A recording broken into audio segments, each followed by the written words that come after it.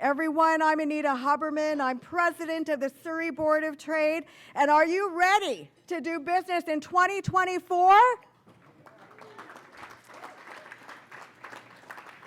That doesn't sound like you're excited about 2024. Are you excited about doing business in Surrey in 2024? That is way more like it. There are so many exciting things that are going to be taking place in 2024 right here in our great city of Surrey. And we're so pleased to again have our annual State of BC Transportation Update. I'd like to begin by acknowledging that we are on the traditional and unceded territory of our Coast Salish peoples, specifically the Kwantlen, Katzie, Semiahmoo, Tawasin, Kaikut, Coquitlam, our Inuit, and our Métis peoples. They have a profound connection to the land and water that surrounds our great city of Surrey. We have the greatest number of urban Indigenous peoples within British Columbia right here in Surrey. They are our economic partners. Everyone, today's event would not be possible, like any Surrey Board of Trade event, without sponsorship support. So a great round of applause to our co-presenting sponsors, Glen Traffic. Thank you so much.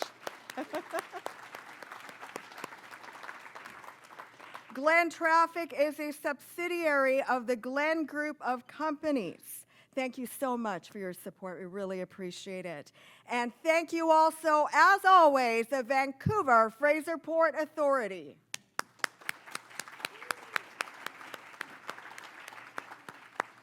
Our ongoing progress partners and sponsors of the Surrey Board of Trade, thank you to the law firm of Fasken, Western Community College, and SNF Benefits, and they represent our Chambers of Commerce Group Insurance Plan. Thank you so much.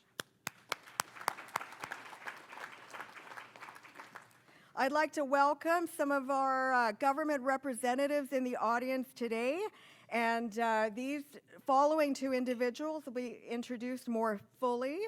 First of all, a great Surrey welcome to BC's Minister of Transportation and Infrastructure, Rob Fleming.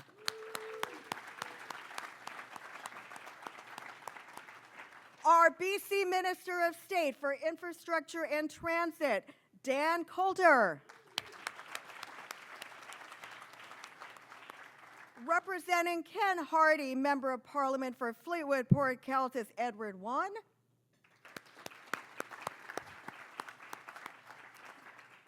Gary Begg, MLA Surrey Guildford, is on the way. Mike Starchuk, MLA Surrey Cloverdale. Her Worship, the Mayor of Surrey, Brenda Locke. City of Surrey Councillors, Linda Annis. Mike Bowes. And Doug Alford. Thank you so much for attending. Everyone, the Surrey Board of Trade, we're an independent voice of business. We are one of the top 5 largest boards of trade, chambers of commerce in Canada. There are 430 of us in our great nation. And you know, one of the great pieces and the great narratives that again we will be articulating over and over again this year is that Surrey is an opportunity city. Surrey needs infrastructure investments. Surrey needs so much to enhance our livability so we can live, work, and play here and learn. And we're so proud, all of us, to do business in our city. So, as usual, at this time of the year, I'm going to be releasing, in a summary format, our 2024 Surrey Roads Survey results. And in the middle of each of your tables is a QR code. You can scan the full report or access the report through our website at businessinsurrey.com. Our action plan is prefaced on the fact that transportation and education drives the economy forward, and everything else flows from there. And I wanted to ensure that you understand, and I know all of us do that are do business in Surrey, that really the message in this 8th Surrey Roads Survey is that our congestion is increasing. We need more transit and transportation options. We're a border city. We have significant economic assets, and we need to move our people. You can fit the cities of Vancouver, Richmond, Burnaby in our geographic limits. And everyone, our time for all of Surrey is right now. The purpose of the road survey, if you look at it on the screens, just in summary format, is to assist the City of Surrey in their road improvement planning processes. So we work with City of Surrey staff on the questions that we ask. We want to gain an understanding of the business community's commute and their business travel trends. We want to determine any actions, recommendations, or policies that may be required to the different levels of government. And we want to instigate change that will lead to a better movement of people and goods through Surrey and our South Fraser economic region. The key recommendations of this year's report, very similar from last year and the years prior, is to ensure that we are planning all major infrastructure projects to anticipate population growth. And number two, all levels of government must work together to develop a comprehensive and sustainable interregional transit transportation plan for our South Fraser economic region. That's Surrey, Langley, beyond to Abbotsford. So the next slide is around traffic congestion impact on business operations. In summary, 20% indicated that there was a limited impact to business operations, down substantially from last year. 40% indicated traffic congestion that was somewhat impacted in business operations. 40% indicated traffic congestion had a significant impact on business operations. That has increased from last year. On the next slide, the top 3 corridors to be improved. Over 38% chose 152nd Street needing major improvement. The overpass at Highway 99, widening it to 4 lanes with transit, walking, and cycling facilities. Over 35% chose 88th Avenue and widening that to 4 lanes, again with walking and cycling facilities from 156th Street to 176th Street. And then over 33% chose 132nd Street, widening that to 4 lanes with walking facilities from 72nd Avenue to 96th Avenue. These corridors are where population is increasing in Surrey. The top 3 intersections on the next slide requiring improvement. Over 66% indicated 104th Avenue and 156th Street needs improvement. Over 60% indicated 88th Avenue and 140th Street. Over 47% said 88th Avenue and Harvey Road requires improvement.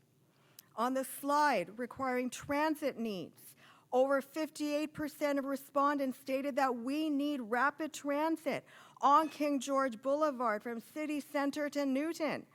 The BRT line should be built now, they're saying. Over 51% of respondents determined that we need rapid transit on Scott Road and 72nd Avenue. And a lot of that has come into play in early January. 50% of respondents determined that we need rapid transit on 104th Avenue from City Centre to Guildford. On the slide around provincial infrastructure, the Patello Bridge, and I know Minister Fleming always hears the same message from me, that we need to open this bridge with 6 lanes. And that is because Surrey is still growing by 1,200 to 1,400 people a month. And BC government stats actually indicate that we're going to be the largest city by 2029. So everyone, in summary, that is our road survey, and it's about a 30-page report, and I ask you to look at the detail, the data, and we'll be utilizing that through our transportation team. Our transportation team chair is in the house, Nikki Dhaliwal. Thank you so much for being here today.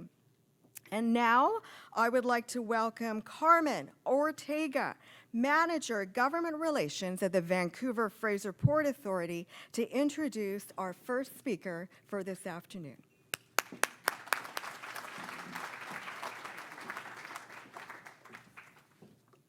Hi, good afternoon, everybody. I'd like to acknowledge with gratitude that we're gathered on the traditional territories of the Katzie, Kwantlen, Semiahmoo, and other Coast Salish people. At the Port Authority, we are the federal agency responsible for enabling trade through the Port of Vancouver, which is Canada's largest port, while honoring Indigenous peoples, protecting the environment, and supporting local communities. Our role is to ensure goods are moved safely, efficiently, and sustainably, which contributes greatly to a prosperous economy and healthy communities. This aligns nicely with the work that the BC Ministry of Transportation and Infrastructure is doing through their Goods Movement Action Plan. The port is critical to many industries that depend on it for their importing and exporting goods. In Surrey alone, port activity supports $1.3 billion in economic activity and over 5,000 jobs. With affordability top of mind, I'd note that these jobs, on average, pay well above median wages, supporting residents and families in Surrey and across BC. We are very pleased to sponsor today's event with Minister Rob Fleming and Minister Dan Coulter, and we look forward to hearing about their vision and priorities for transportation and infrastructure in Surrey and across the province. On behalf of the port community, I'd like to thank Minister Fleming, Minister Coulter, and their government for their infrastructure investments to support our gateway. This is critical work for British Columbians and the supply chains that support this region. We look forward to continuing our collaborative work to advance supply chain resiliency and support affordability for businesses and people in Surrey. And now it's my pleasure to introduce the Honourable Rob Fleming. Minister Fleming was elected to represent the riding of Victoria-Hillside in 2005 and elected to represent Victoria-Swan Lake in 2009, 2013, and 2017. He was the Minister of Education before being appointed Minister of Transportation and Infrastructure. And before then, he served 2 terms as a Victoria City Councillor. He chaired the city's Finance Committee and represented Victoria at the Capital Region District, the Victoria Regional Transit Commission, the Capital Region Housing Corporation, and Tourism Victoria. Like, you've done everything. Everyone, please help me welcome BC's Minister of Transportation and Infrastructure, the Honourable Rob Fleming.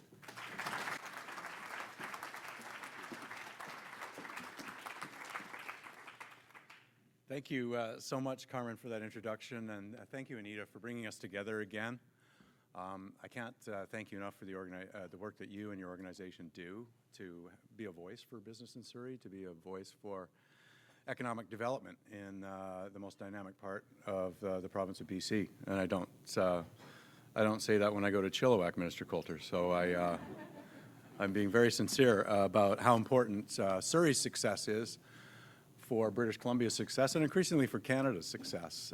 So I know it's a hard job. You've coordinated another engagement with your members about the kind of infrastructure priorities you have locally, which align with many of the investments that we're making as a province. And I'm very pleased to have an opportunity to, in some cases, update this organization and all the members that are here again, because we have talked about a number of projects that are multi-year in the making in terms of their procurement and construction, and that's what I intend to do here today. But I'm helped by the Minister of State, the Honourable Dan Coulter, who is a very good friend as well as a colleague of mine. So Dan, I really appreciate you Normally, Premier Eby doesn't let us sit very close to one another because things can behave badly. But here we are helping one another, and in your role as the Minister of State for Infrastructure and for Transit. We'll talk about TransLink today, but we'll maybe talk about how we integrate the Fraser Valley, which is served by BC Transit, with TransLink, and of course the infrastructure projects that we have in mind and in development out to the Fraser Valley that connect to Surrey. Dan is a great guy. Supposedly you have to have a thick skin in politics, so he does, and I can say that because he was the chair of the Chilliwack School District once upon a time, so you know what I'm talking about. And he did a fantastic job in that role, and he's been an invaluable source of inspiration in our government to keep building infrastructure, and that's the message today. What we have in store in the years ahead, where we've come from. It hasn't been easy these past few years. We've obviously been knocked off course by things that nobody could have anticipated. The pandemic comes to mind. We've had, it's tamping down a little bit now, but 40-year record high inflation. That's affecting the cost of building everything. Supply chains are still disrupted from many of the things that we need to, whether it's building housing out here or having your business develop and grow and expand. All of these things are hitting government on the infrastructure development side as well. The cost of everything, of course, is under pressure, and budgeting has become considerably more difficult. And we're in the middle of it right now as a province, and we'll be talking about that about a month from now. But I can say that all of these things taken together have made a very challenging situation. But having said that, we also have, we anticipated a lot of that, and we wanted to, for example, during the height of the health restrictions during the pandemic, and I see my friends here from the BC Road Builders, we made a conscious decision as a province not to pause or stop building infrastructure, and we had a lot of projects on the books. Instead, we worked with the medical community and WorkSafe and agencies like that and said, how do we work safely from one another? How do we figure out this social distancing, whatever it is, to safely keep building infrastructure? And that's what we've done, including here in Surrey, and I think that was a decision that other provinces didn't take. They downed tools, and we've kept on going the whole way through, and I think the BC way was the one that has actually put us in a better position for the recovery, and that's where we are now, is looking forward. We're well into recovery. Growth rates are down, as I've said, and there's a few economic indicators that are affecting all economies around the globe, and especially here in North America. But again, BC is doing quite well by a lot of measurements, and one of them is including how much capital investment we're making in the future for our province. And we have to. Our population 20 years ago was 4 million people. We just ticked over 5.5 million. Surrey, one of the fastest growing cities in Canada, maybe perhaps it is. Never know who lays claim to that title, but it's right there. Scheduled to overtake Vancouver as the largest city in the province by 2036. That's not very far from now, and that's obviously why our government, taking a break from transportation for a moment, is doing things like building a second hospital here, long overdue. It's why BC will be very proud, and I think there's some representatives from Simon Fraser here, which I'm glad to see. We'll be having a second medical school in the province of British Columbia, which is fantastic, right here in Surrey. And it's why when I was the Minister of Education not too long ago, we had I think about 14 or 16 concurrent school building projects going, and we need to do even more now because the growth keeps happening. With that growth, of course, come incredible opportunities. This is a place where people can move or remain and find good jobs that pay good wages, raise a family here. Have great community infrastructure, Your Worship, rec centers and good playing fields and arts and a full community, which Surrey is working to add to as it grows. It's also a place where businesses can grow, can locate, good place to do business and expand. And that's what we want to enable as a ministry. And I think we have the privilege of being able to help unlock opportunities together by making improvements to our infrastructure, by making goods flow more efficiently, for example.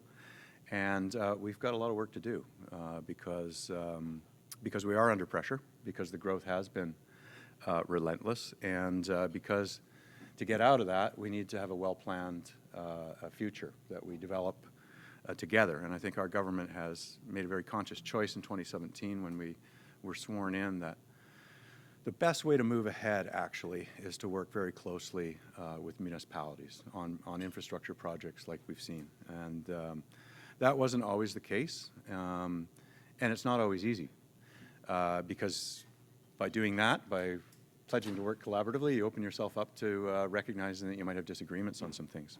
But I think at the end of the day, it moves things further and faster, and there's a lot of evidence of that, not just here in Metro Vancouver, but around the province. That's the better way to work. That's the respectful way to work, and it's the way we want to carry on moving forward. Let me talk about TransLink for a moment, because we actually have a lot to be proud of. I saw there some polling recently about, sort of brands of some public sector, some private, household name corporations. TransLink was in the mix, and their reputation and their branding is actually quite good. So I know we look at social media and we shouldn't, but it's not representative of what's out there. These are large samples. And the best part is that their reputation has actually grown on reliability and just evoking a positive reaction when you mention the name TransLink. And I think it's because we've supported TransLink get through the difficult period that I've just talked about.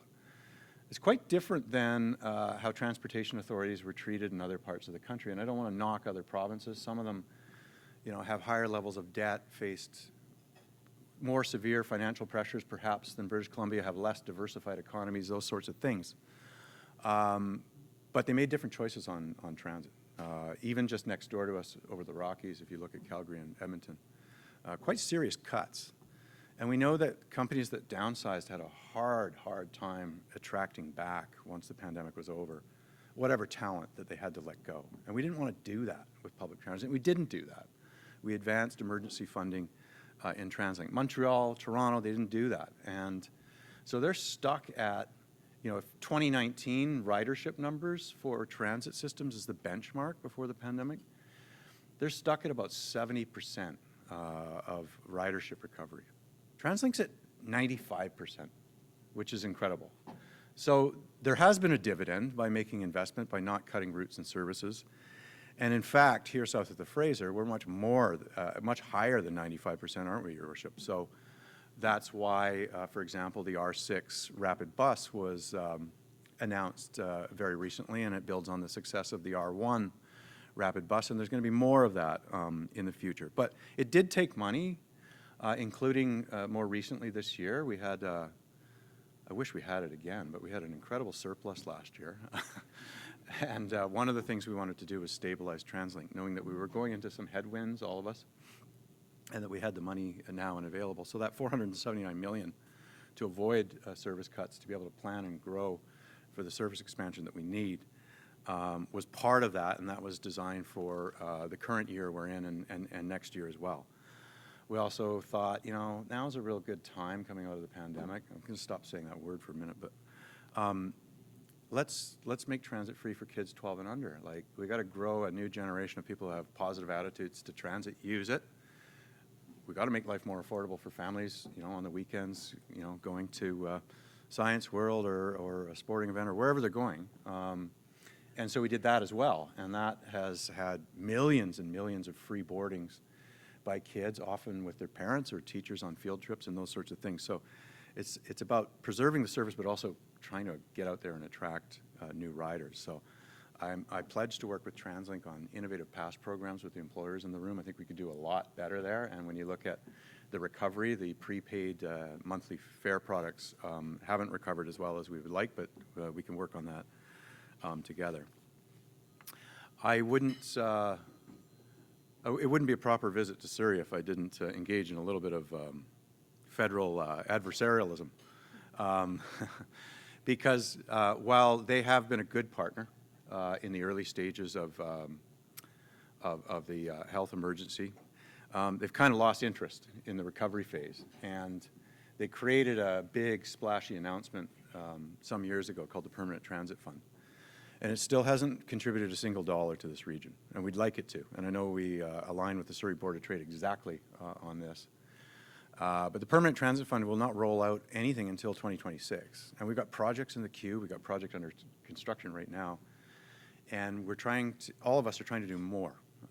And without the federal government there, we're doing more with less, really, because they're a key partner. And I don't think it would be asking too much, quite frankly, for the federal government to accelerate that. We've made that ask. We flew to Ottawa together with the Metro mayors last year, and we made that pitch. And they got a little bit of time left before their budget, and they just did an economic update. We didn't hear anything about it in that, but we'll keep positive that will happen, because it has to happen. And I think the environmental focus of the federal government recognizes that congestion has a huge environmental cost, the idling, the greenhouse gas emissions associated with that. They've also been there with us on some really good investments that are going to be deployed on new rapid transit lines in the region. And this is the part where I get really, really excited about what's going on. In addition to the bridges and the tunnels and the highway improvements we're making, we're actually presiding right now over the largest expansion of the SkyTrain system since I was a kid and they opened up the Expo line way back in the 80s. So it's been 30 years since any SkyTrain investment has happened south of the Fraser, and that is coming in a big way in 2024. And I'm speaking, of course, of the Surrey Langley SkyTrain. So it's nice to be here, Anita. In January, we had that. Were you there, soaked like rats in the rain at Langley Centre with us? Anyway, we decided to do a branding exercise for the Surrey Langley SkyTrain with all the different names of the 8 stations that are going to be a part of it. And it was a time of the year when atmospheric rivers were coming out of the woodwork. So, but that was just 7 weeks ago. And we're in the final stages of evaluating contracts. We'll have more to say about that in the next couple of months. And then we'll be building that. We've already got BC Hydro out there doing clearing. They're going to move their power lines. City of Surrey has been a great partner on early works. They've been keen to get going. And that project is going to be transformative now, but of course when it comes into service in 2028. And this is something that I hope people from other jurisdictions will come and study that British Columbia is doing. I'm not going to talk about the Broadway subway line. We're proud of that project, but you know, good on Vancouver. That's going to be amazing too, and very busy, perhaps the busiest this side of New York in terms of underground subway systems and ridership. But the Surrey Langley SkyTrain is a real change of the way we've done business. Not only is it the first investment in 30 years south of the Fraser in SkyTrain, it's the first time we've ever concurrently tried to develop housing, job centers, community amenities like schools, daycares, with the development of the new system. I think it used to be, literally it was, build it and they will come eventually. Well, you know, it took a long time to see development in East Vancouver along the original Expo line. We're updating our community plans, working right alongside the City of Surrey, the City of Langley, all of the municipalities that are involved in this project. And the stations are aligned with community infrastructure that's already there. And we need housing in this region, we know that. We need affordable housing more particularly. And so we're doing this differently. So for the first time, my ministry actually has a bag of money to acquire land that can be used to provide affordable housing for families. That's what we need here in Surrey. Working class people are getting priced out of everywhere in BC. It's not just here. And when we build and make significant multi-billion-dollar transportation investments, that's exactly the kind of benefit we want to have. That's the whole point. That's the legacy, is to have families be able to stay here, raise families, young couples, those sorts of things. So that's going to be a key part of the Surrey Langley SkyTrain that was left to chance or purely to the market on previous iterations of transportation lines. And I think what government is trying to do is not chase growth, as I've said before, but shape growth. You know, actually get in front of it this time instead of being behind. So that 16 kilometers of line gives us tremendous opportunity. It's going to have 3 transit exchanges, so again, it's going to be aligned with bus rapid transit, and it's really going to change from Surrey out to Langley in a way that integrates smart transportation that we haven't seen before. The ancillary benefits we're going to get are going to be incredible. And 22 minutes from here to Langley City Centre is going to be pretty good. And all the way from Langley City Centre to downtown in 1 hour, 3 minutes is also an incredibly fast connection that will open up business opportunities, because it opens up quality of life opportunities for people that are transiting around this region. And I think that it's fair to say, and I know there's some people in the development community here, it's obviously going to open up tens of millions of square feet of built housing and amenities and job centers. That's the whole point of transit-oriented development, is to work with those in the development business to build really nice, complete, compact communities, but with the density there. And we've passed legislation, of course, quite recently that allows us and city governments to do all of that. And so stay tuned. We're very pleased. I don't think we need more legislation in this regard, Your Worship, but if we do, it's about giving the province tools, but also giving municipal governments tools that they need as well, and overcoming maybe some of the resistance that wasn't very well founded over previous generations, and we paid for some of those mistakes, and we certainly don't want to repeat them. So I've talked about Surrey Langley SkyTrain, I think, enough, and I look forward to being back here in person in the coming weeks to talk about it some more. Let me talk a little bit about goods movement, because the economic side of why we're making these investments is, of course, incredibly important, and that's how we afford to do these things. We have had claims on our money based on wild climate-related weather events. I'm really happy to say that we're not going to have to talk about repairing the Coquihalla anymore, because it's done. And Kelly Scott and your companies from BC Road Builders to win an international award for British Columbia and put us in the spotlight in the most positive way possible. Thank you, thank you, thank you for all the overtime your members did. They built a new bridge every 75 days. We built 6 of them, and we reinstated all of that. So we're through that now, and we're glad to be. We have a goods movement action plan that's coming, and it's a fantastic partnership with the port, YVR International Airport, all the shippers, our 2 national railways, ourselves as a ministry.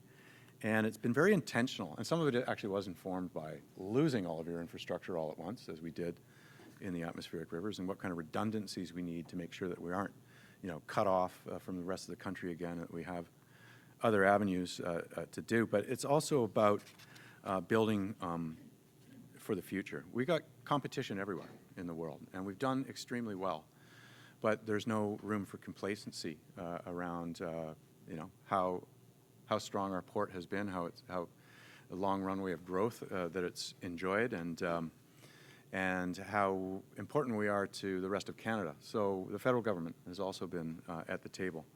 And it's also about affordability for the country. You move goods affordably, the prices are cheaper, and people are better off. But we wanted to be intentional about it. We wanted to figure out, we've got to make this data-driven. It is. Even the private sector is, sometimes in a masked way, sharing some of their data, and we're linking it all up to see how things move around on a daily basis. 100,000 truck movements per day, X number of rail cars, highway volumes of what they are and rising. We wanted to figure out how do you take something that's sometimes seen as a penalty around the environment and actually turn carbon reduction into a competitive advantage financially for goods movement. And also, again, how do we build nodes that support different types of modal transportation and build communities around that. And of course, we've changed our engineering standards in BC for all of these projects, on our highways, on our bridges, on everything that we're upgrading and repairing. to be climate resilient. So yes, that increases the cost, but it's designed to save infrastructure that would otherwise fall apart. And it's designed to be proactive. Canada and BC have been through a lot of natural disasters lately. I hope this summer is going to be quiet on wildfires and all those sorts of things, but who knows? It's not looking that good with the snowpack.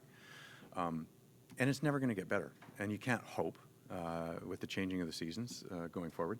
We have to actually, and we are, identifying in every region of the province, where are our greatest vulnerabilities? Where's the oldest bridges built to low seismic standards, or perhaps, you know, in geotechnical areas that could crumble and collapse?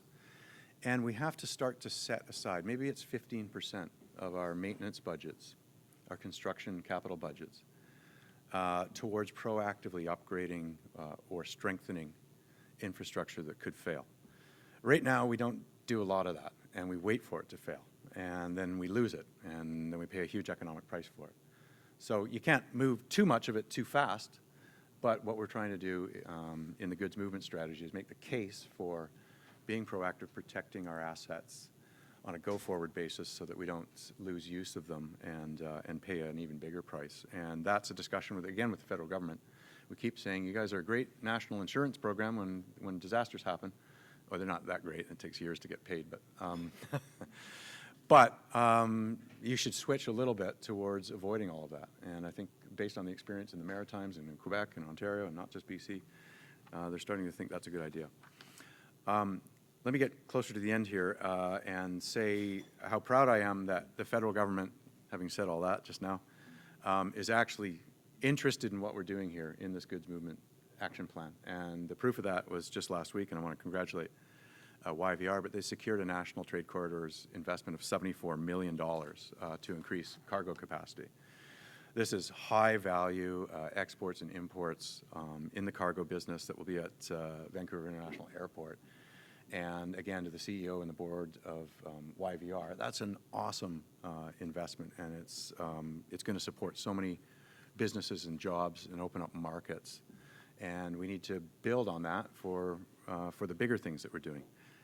Like, as I say, Highway 99, connection to our biggest trade partner, the United States, needs a new tunnel, most congested area, and I haven't given up on seeking a federal commitment to that.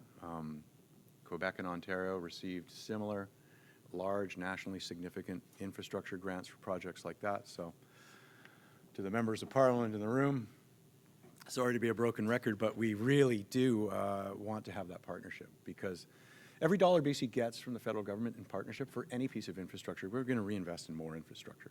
That's our mentality, that's our commitment, that's our track record, and that's why, again, we may move more quickly than the federal government, and that's fine. They've got an entire country to look after. But we do want them to get there with us in their own due course so that we can keep investments, because the gaps will kill you. If you have to stop doing things for a little while, again, with the pace of growth, it's going to catch up and it's going to be very painful. Very happy to be here since last year to announce that also that the Highway 91-17 upgrade project was completed. That was a 3-intersection upgrade, $260 million, and it has paid fantastic time dividends. I hear from commercial truckers, I hear from others, that it has made our overall infrastructure network, that kind of, there's a confluence of it there, much more efficient, connecting with bridges and all of that. So it is an asset. It was a good investment. Go back to the tunnel just very briefly. We're proceeding with that. We're going to have a significant announcement in the near future. We're evaluating some bids, and we've had lots of international interest in that project. Needs to be done. You don't have to tell me that. I know that's Surrey Board of Trade's mantra, and good on you. It does need to be done, and we're in the environmental assessment process right now. The project, when I say it's the most congested area, when it's completed, the traffic speed in the new tunnel will be 80 kilometers an hour, up from 30 kilometers an hour today. That's how bad it is right now. So we're getting closer and closer to the Patello Bridge being completed, a new, modern, widened 4-lane bridge. expandable to 6 lanes, as I like to say, and that's true. It was built for that. We can cantilever the active transportation over in future years, but we'll have to work with Surrey on Scott Road, and we'll have to work with New Westminster on what it looks like on their end, because just widening the bridge and then funneling it back down isn't going to work now, but our commitment is to monitor that after that is open to traffic and to see how it's performing, and it was designed to be upgraded for future needs, and we will do that based on what we're seeing in the years to come after it's in service. I'll leave it there. We're making record investments in transportation infrastructure. We want to do more. If you know the Finance Minister of British Columbia, give her a call. Support my message. Help us out. Help Dan and I out. Dan's going to talk about transit. Dan's going to talk about Highway 1, which is also exciting and is a very significant trade corridor for the country as well. But I really thank you for having me here again. It's always great to speak to the business community in Surrey, and thank you for spending a little bit of time with us today. Thank you.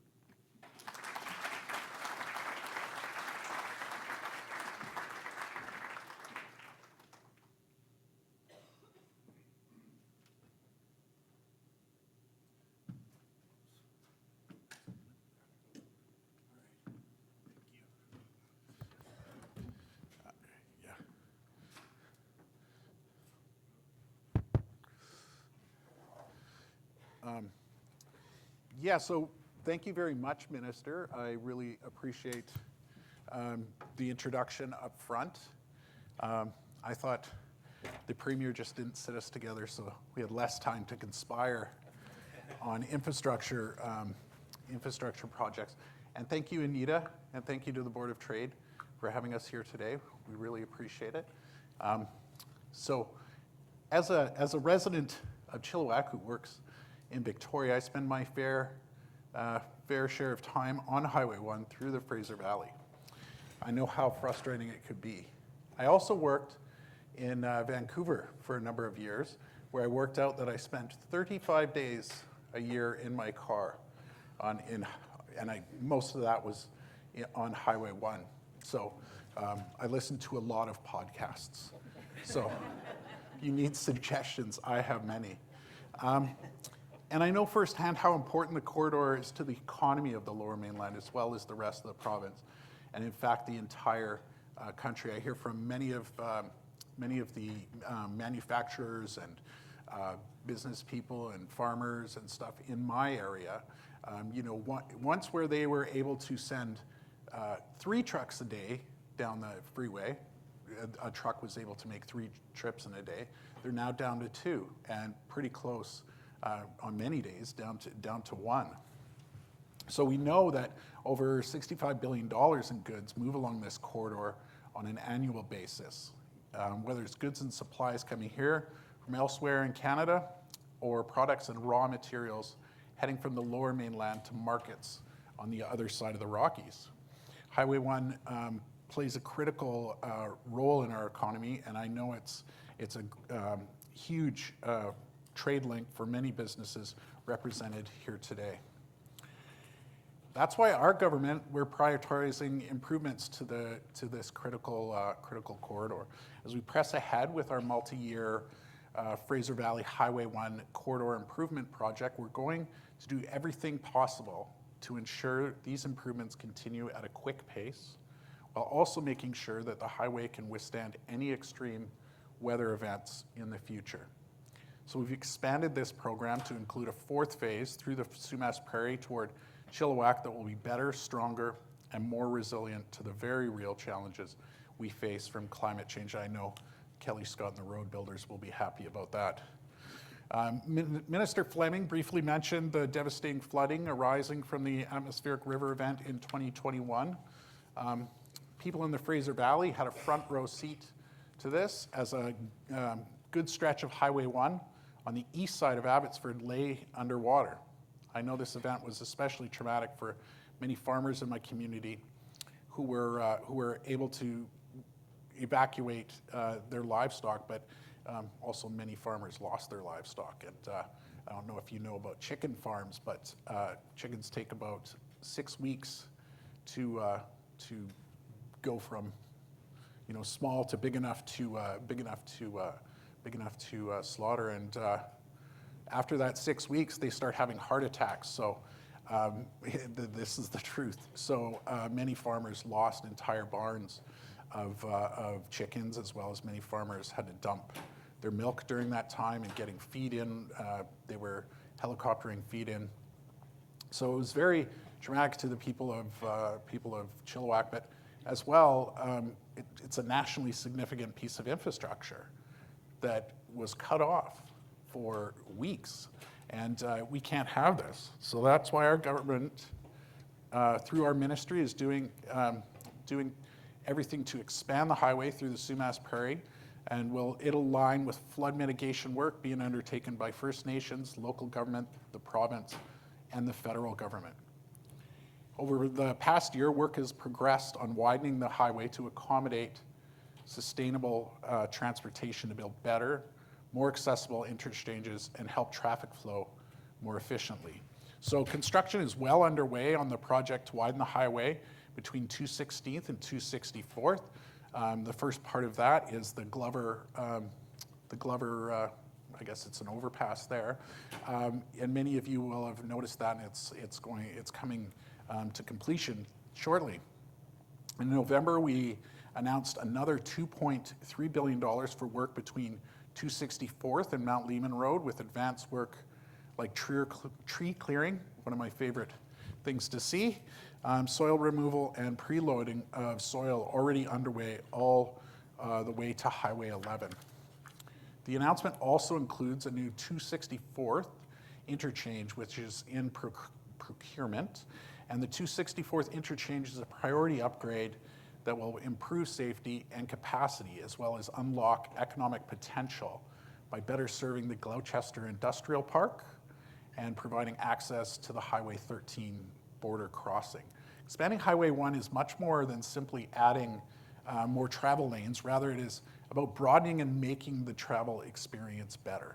The new 264th Street interchange is a great example. It'll include improvements for active transportation, truck parking, and public transit, along with allowing for much more efficient goods movement. For many communities in the Fraser Valley, Highway 1 is also a major connection for short trips in communities such as local sports games or shopping, people taking their kids to soccer practice and such. So these upgrades to the highway are both critical for our provincial economy and probably very salient to many of your businesses, but it's also important for everyday trips for families. The work we're doing on Highway 1 offers excellent opportunities to build a transportation network that can help support a vibrant economy and accommodate the rapid growth this region continues to experience. And we understand the importance of integrating land use planning with the improvements we're making in transportation. The minister briefly mentioned it, and the work that's being done on the Surrey to Langley SkyTrain is also being done in the Fraser Valley. And it's a guiding principle for much of the work we are doing.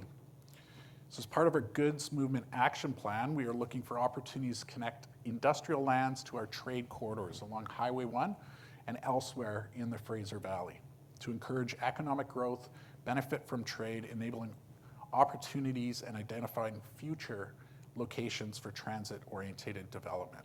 To that end, we've engaged in a couple of critical planning initiatives that are going to help create a roadmap for the future of transportation south of the Fraser.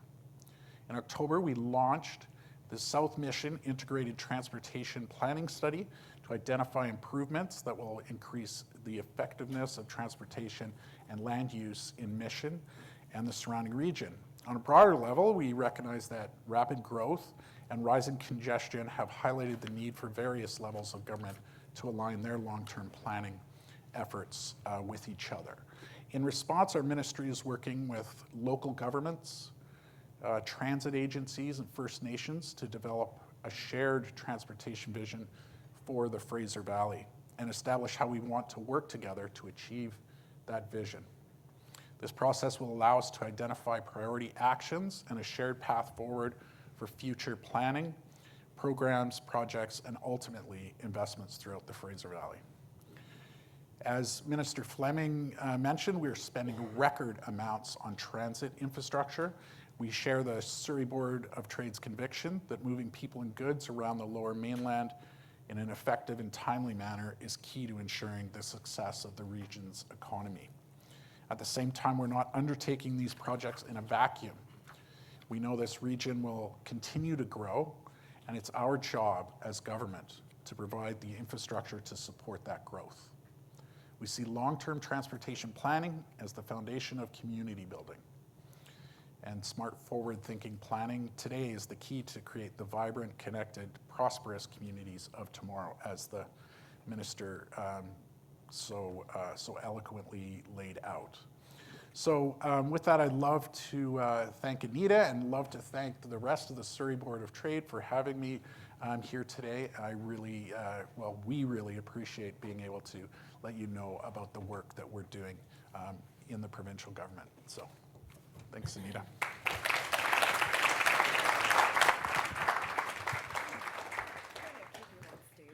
Oh, okay.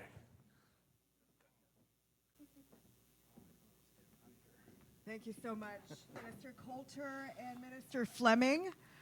So now is the time for you to ask the ministers some questions. We do have 2 microphones in the audience. Please state your name, your company name, and your question very, very briefly. And we'll begin with you, Lee. Hi, my name's Lee Haber. I work for Mountain Valley Express. We are a nonprofit that is advocating and planning world-class regional rail for the south coast of British Columbia. One of the things we've identified as a key corridor is the Highway 1 corridor, and I know there's the expansion that's happening. My question is, what is the province doing to make sure that that corridor is preserved for potential future regional rail and high-speed rail service? Yeah, sure. At the moment, it's not, there's no rail contemplated, although we are creating multi-use pathways down the side of the freeway. So there will be, the freeway, the land around the freeway or beside the freeway will have a much greater amount of. But currently in the project, we're going to create bus on shoulder lanes, rapid bus on shoulder lanes, and that will be, until we can get rail into the valley, a great solution to bring rapid transit to the valley. If I could just add one thing, because Dan is kind of quarterbacking the Highway 1 corridor, but it was based on some work we did where we looked at commuting habits in the Fraser Valley. There's always this assumption that everybody's trying to get from, Abbotsford to downtown Vancouver. Well, no, they're not. So you're quite right. There will come a day for some of the things that I think your organization's interested in. But the Fraser Valley has 2% of the travel trips are by public transit. Pretty low. Yeah. So we've got to look at highway projects and bus on shoulder lanes, BRT routes. Fraser Valley Express service is one that's doing very, very well. Because it wouldn't make much sense to say our goal is to double transit trips in the Fraser Valley. Well, that gets you to 4%. We got to look at something like quintupling and beyond, right? And in a fairly short period of time. So, but buses right now are stuck in the same clogged congestion on Highway 1. So making transit, I get some people, not this room maybe, but again, Twitter, don't look at it. I get knocked all the time. Oh, you're spending money on highways. That's so, retrograde. Yeah, we're doing it for public transit, actually, in addition to the other economic purposes, commercial trucks, all that stuff. It is the Trans-Canada Highway, after all, as well as a regional highway. But transit is very much a component of that. And we know the trip data in the Fraser Valley because nobody should be worried about their privacy, but we basically swiped Bluetooth data about where vehicles were traveling to and from and looked at that over a couple of years to come to that analysis that 80% of all trips in the Fraser Valley stay in the Fraser Valley or come just into Surrey. Okay, thank you. Yeah. Any other questions from the audience? You said that land use and transportation go hand in hand. How is the BC government's new housing task force and the Ministry of Transportation, how are they working in alignment with each other? I think the main thing is to look at our investment plans, our ministry's investment plans, and look at the capital dollars in the different housing programs that BC Housing is responsible for. And then, of course, we collaborated with a number of, new bills that were passed into law that promote different types of density, reform the single-family zoning practice, and created what are called transit-oriented areas. So those are happening. I think there's about 55 of them right now. That's soon to double, not just in Metro Vancouver, but there's some in my area in Victoria, and Nanaimo, Kelowna, Kamloops. So I don't think it could be closer, to be honest. Who takes the lead? Well, Ravi Kalon generally takes the lead. He's not camera shy, and he's doing a great job. I mean, he's taken over the housing ministry at an incredibly difficult time, and he works 24/7 at it. And he became very seized upon the opportunity of transit-oriented development. So our ministries just basically collaborated from day one on how can we push this as fast as we can. Thank you very much, ministers. My name is Justin. I'm from YVR. I'm the Public Affairs Officer there. First off, I actually want to quickly thank you for the shout out for our recent funding that we received. We're very appreciative of that. We're glad that we're able to work closely with the BC government as well on kind of making sure that we're participating in the entire supply chain across the province. But I want to actually kind of ask you to a little bit more in detail. Of course, the federal government is looking at the supply chain regulatory review, which is going to be coming up pretty quick, or the deadline's coming up pretty quick. I'm wondering if you two can kind of talk a little bit more in detail as to what you might be pushing the federal government a little bit more on how to resolve the regulations and how that can kind of better support our supply chain resiliency in Canada. Yeah, so one of them is around the disaster financial assistance agreement reforms. So I mentioned the slow pace of payments. Also that, I think we've shifted the federal government on this, but basically the rules used to be, if something breaks and fails, you have to rebuild exactly what you had. Well, why the hell would you do that? And we said, there might be a premium of whatever, plus 15 or plus 20% to build it back better, but we said we better define in engineering terms what build back better means. And we did put our engineering minds together. Ashok Bhatti is here from our ministry, he's one of them, to create new engineering standards and actually led a national discussion on this. So that's one example. I think the main thing, though, what did come out of these atmospheric rivers is that we all got together, port, all the major producers, the rail companies, province, feds, Transport Canada, Natural Resources Canada, whoever needed to be in the room. And then after that, crisis moment had passed, where we were administering, fuel rationing and all that kind of crazy stuff that happened, we said we should do this like as a matter of course. So we've kept those relationships and the ability to help move more quickly and address supply chain problems. I'd be very interested, and it's proprietary, I suppose, with CN and CP, but I'd be very interested to know, at some point, when are we adding track and capacity for rail? And, we're certainly adding capacity on various highways in our network, but at least we're sharing the information about that, so it adds up to a much bigger picture about how to maintain a healthy supply chain. Any other questions from the audience? Go ahead, Mayor. I wasn't going to, but I see nobody else is stepping up. I actually just really wanted to thank you, Minister, not only and to Minister Coulter as well. The R6 on Scott Road, we call it 120th, but anyway, we'll call it Scott Road for now, is going to be a time saver. It's a very big deal for the people in Newton. So for that, we truly thank you.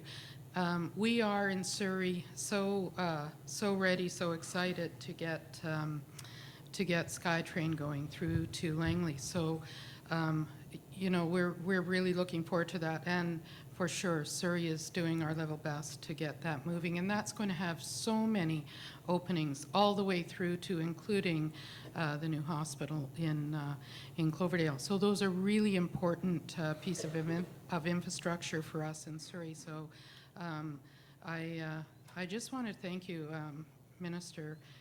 You have stepped up big time for Surrey, so we appreciate that a lot. I look forward to getting that shovel in the ground for the Surrey Langley SkyTrain, and I also appreciate that you acknowledge that people actually do come from Abbotsford and everywhere else to come to Surrey and vice versa. And Minister Coulter, you'd know that all too well. We're not all heading to the Vancouver word. That's not always our end destination. So thank you for that. Thank you for recognizing the growth and the need. It's not easy to it's not easy to deal with for any of us. And I think you're right. Bill 44 is going to have a huge impact on how we develop our communities right the way through. So it's really just a shout out. Thanks. Thank you. Thank you. That R6 announcement was pretty fun, eh, Mayor? Driving the bus through a banner and everything. Yeah. Good times. And There's balloons, you can't go. Yeah. if I can return a compliment, thank you for being a pro-transit mayor, Mayor Locke. Because not every, what are there, 19 municipalities here? I lose track, but not all of them are, but you are. And we have some structural and financial issues to sustain TransLink, and we can't abandon it. I mentioned, in my remarks how well it came through the pandemic and how well it's doing right now compared to every other transit system in North America. Got a lot to be proud of, got a lot to build on. And the point we keep making to the federal government around the Permanent Transit Fund and other things is like, we want to make the recovery strong. And so you've been a voice for that, and I think we're really getting somewhere, so thank you. Hi, Kelly Scott, BC Road Builders. Just a comment. 2 years ago, when that atmospheric river hit us, it tested our country. It tested our relationship. We got a 911 call from Ministry of Transportation at 3 in the morning as this country is on its knees. And the resounding answer from the industry was, well, what do you need and when do you need it? It wasn't how much you're going to pay us, where's the handshake, where's the contract? But it spoke volumes of the relationship your ministry has driven with our industry. And it carries on today. I'm often asked across Canada, how does this work? Because this does not happen in other provinces. It's a unique relationship, and it's allowing us to rebuild this province to a better standards than it was before. And just on behalf of road builders, thank you for your leadership, and we look forward to working with you more as we go forward in the province. So thank you very much. Thank you.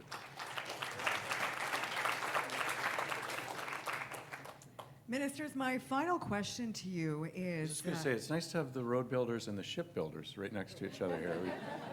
They both do great things in our province. So.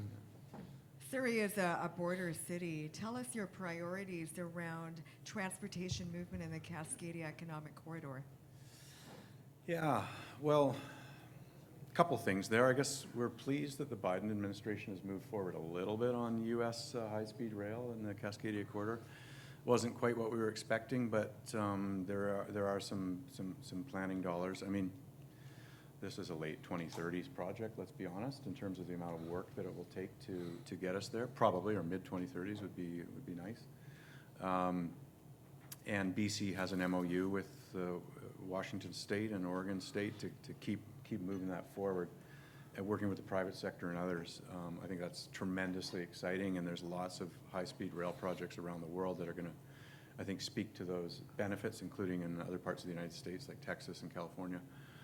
But it would be really cool, and this was the pitch we made to the Biden administration, to have kind of like the English Channel between the UK and France, is to connect two countries. We're the only binational high-speed rail project that's before them, and the region is 11 million now. It's going to be 15, and so there's that. I would say there's a lot of work that the federal government is doing, needs to do with its U.S. counterparts.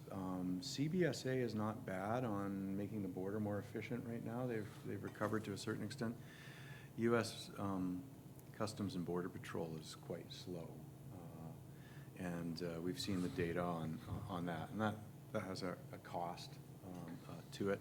I don't know why, whether they've redeployed their stuff to the Mexican border or what it is, but we have written to the Canadian government and said, we kind of need an explanation here, because it's quite a bit worse than it was before the pandemic, and we want to get back to what that looked like. But you know, we have our differences with the United States. We still have a softwood lumber dispute, but the flow of goods and the relationship between our countries for almost all the commodities that we change and the integration between different companies across the border has never been better.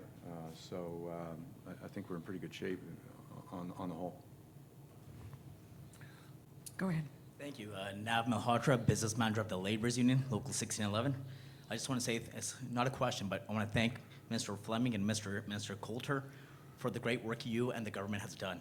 For our members, engaging our members through PLAs and CBAs, the next generation of workers, skilled trade workers, apprentices, and Indigenous workers, and women in the trades, thank you so much for everything you guys do day in and day out.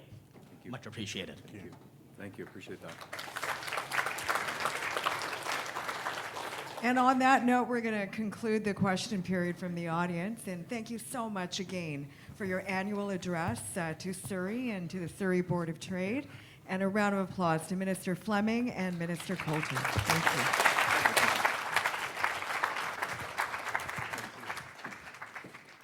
I now ask our co-presenting sponsor representative, Kieran Brar of the Glen Group of Companies, to come forward to formally thank our keynote speakers and for a short video presentation. Kieran, over to you, please.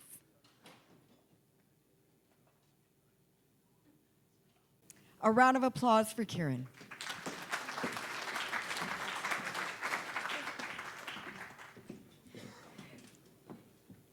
Thank you, ministers. It's genuinely a deep level of thanks from myself, Glen Traffic, and many in the room on the impact your government has had on forwarding progress for the transportation and the lives of British Columbians. Before I start, I'd like to say a thank you to you from Jasmine Ross, Indigenous mother of 4, that has benefited from the community benefits projects. Her words. I'd like to lift my hands up and say thank you to Mr. Fleming and his government for redefining the approach to the way public projects are carried out, making space and priority for myself, Indigenous woman, to have an opportunity to provide for my children and grow my career and thrive has had a huge impact on my life. The inspiration it has made for my children and my community is huge. I started this journey with the tremendous support from Glen Traffic, who were there to lead the way, empower me, and back me up as I fulfilled my dream to work with the tools and advance my career. I am now a lead hand and job steward with the waterproofing on the Broadway project, and I owe my gratitude and thanks for what you've done for transforming my life.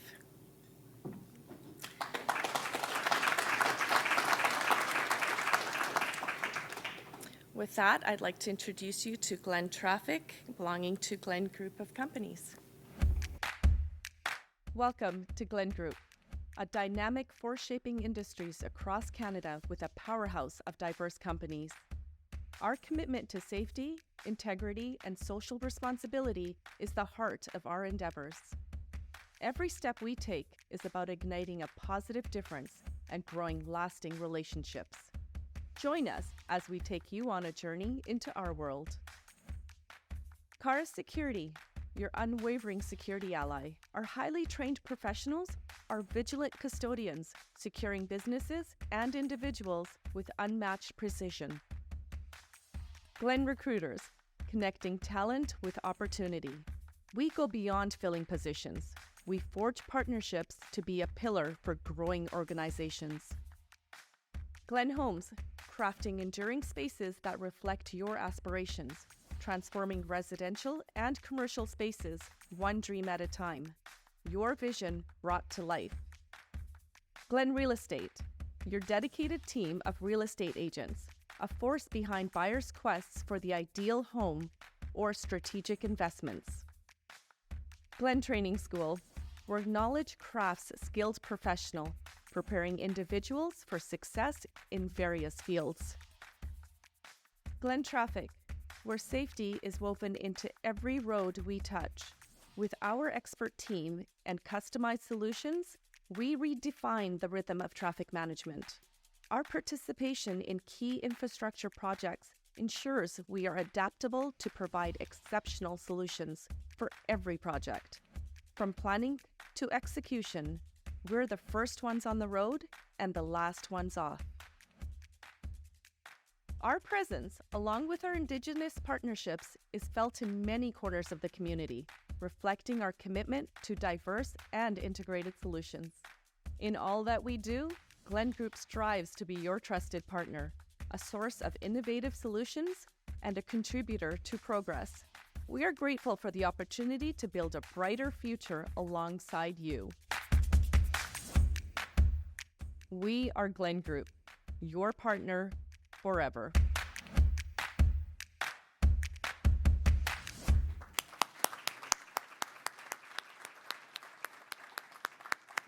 Very impressive. Thank you again to our co-presenting sponsors, Glen Traffic, a subsidiary of the Glen Group of Companies. Please, a round of applause. And of course, the Vancouver Fraser Port Authority. And everyone, we have exciting programs and initiatives taking place at the Surrey Board of Trade. Just a couple that I wanted to mention very briefly. February 1st, this Thursday, is our economic forecast lunch with BDC's chief economist, Pierre Cleroux. The morning of February 8th is our Business in Surrey induction of our new members. February 8th is networking at night because we have to get back to networking at the Global Conference Alliance. February 15th is Surrey Mayor's State of the City address by Brenda Locke, her first. We're really looking forward to that.